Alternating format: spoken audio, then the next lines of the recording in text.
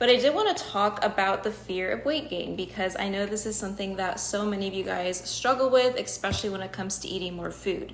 Now, as somebody who works with a lot of women to help them to get to eat more food so that they can support their metabolisms, I definitely understand that this is not an easy thing to do if you have been eating a certain amount for a long period of time.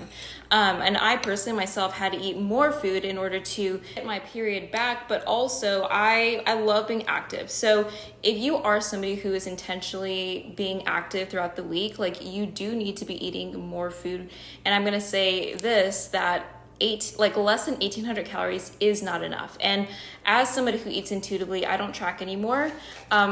You should be eating a lot more food than that. And a lot of my clients are like, well, how do I know if I'm eating enough if I'm not tracking my calories? And this is something that I teach you how to do in my coaching, just because there obviously are macronutrients that we can be mindful about including in our diets, but being so rigid about counting every single macro or calorie can become obsessive, which is why I'm not a fan. So like I said, I do have my clients eat more food over time so that they're not constantly dieting, because when you are constantly dieting, that is going to decrease the quality of your life, and it is going to make your urges to binge on things like peanut butters and sweets a lot more.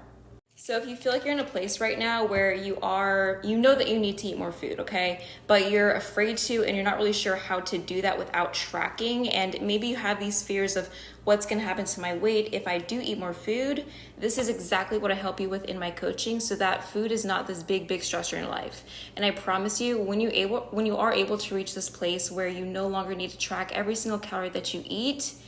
it is literally life-changing, and you should not be spending your entire life giving yourself the bare minimum.